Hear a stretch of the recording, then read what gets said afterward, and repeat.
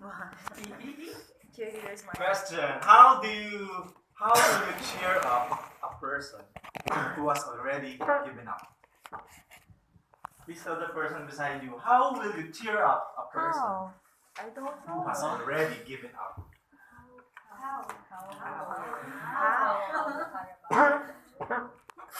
In 2006, my mother is living in Cavite with my sister.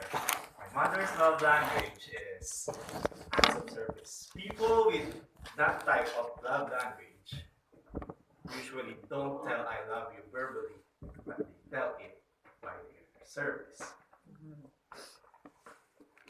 My mom is a beast in the house. She always cooks for my nephew. She cleans the house and she washes their clothes. I live in Laguna, so we're somewhat in a long distance relationship. I only see my mother once a month when she visits us. It was towards the end of the first sem, when my mother was scheduled to visit us in Laguna. My sister called my aunt. Sister told my aunt that my mother will not be able to visit us. I was asking questions, why is mother not visiting us? And then my aunt suddenly fell into tears and told me that my mother is not going home because she was sent to ICU of De La Salle Medical Center in Dasma. We were all shocked. My aunt was crying, and while we went to the hospital, when we arrived at the hospital, I saw my mom, which is a bit of a shock. A person who is always moving, who is always cleaning, and who's always scolding me to clean your room, to fix your clothes, to fix your stuff, is lying in the bed with the oxygen tank, the fluid, the dextrose, and the equipment that seems like a lung that is like pumping like that. So my mother is supported by equipment. How will you react to a person who is always moving and then he's now lying and just communicating with her eyes?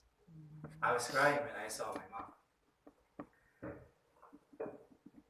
I could not think that a beast, how I saw my nanay was, is lying in the hospital, because beasts shouldn't be in the hospital.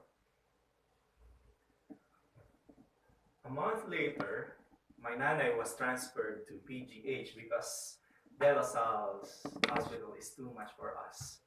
To sustain the expenses, we went to PGH, and I was my mother's guardian during the night. As a guardian, I always sleep at benches like those with the name of my mom on my head to block off the light as I sleep. And then at the middle of the night, when my mother needs a diaper or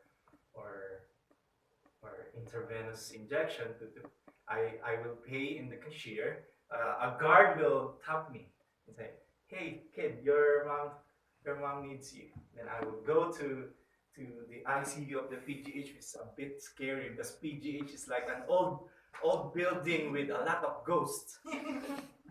I went to my mother and I will say, to cheer her up. And I always hear the scream of the people in the ICU like, "Oh, so sakit." I was crying when I was being the guardian of my mom. And 2 to 3 weeks later, as my sem break ended, my mom was sent home with me.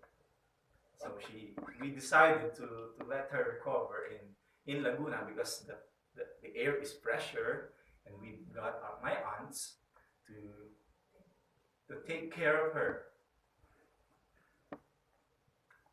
it was a truckload of blessing for us because a lot of people come into our house to give love, to show support, to read the Bible, to give fruits. It was like a fiesta in our house every day. 1 week later, after my mom came in, I was sleeping because it's night. I heard screams of my nieces and my nephew and my aunt saying, Alvin, Alvin, Nanay can't breathe. Nanay has high fever and Nanay is giving up. Oh. I thought we were recovering that time. So I came in the room, which was about 15 square meter room with all the oxygen tank and the TV where Nana usually watches PBB. And I saw my mom breathing heavily. Then all the people came in which were close to my mom. They started crying and some fainting. Then we heard my mom say, "Ayoko na. Di ko na kaya," while breathing heavily and exhaustively breathing. Ayoko na. Ayoko na. There was a hole in her throat which distorted her voice and ayoko na. Hindi ko na kaya. Then everyone was crying in the room. And they all believed that my mom is going to die. I breathed heavily. I gathered my senses and then I shouted, "Nanay, laban! Nanay, laban!" while holding her hand and crying. I was 16 years old back then, but I was the youngest person in the room, and then I shouted, "Laban!"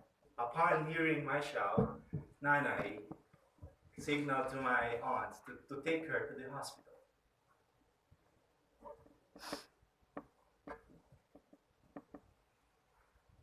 And they took her to the hospital. 12 years later, my nanay got to attend my wedding. Let me ask you again, how will you cheer up a person who has already given up? My answer is not let her give up, even if she has given up.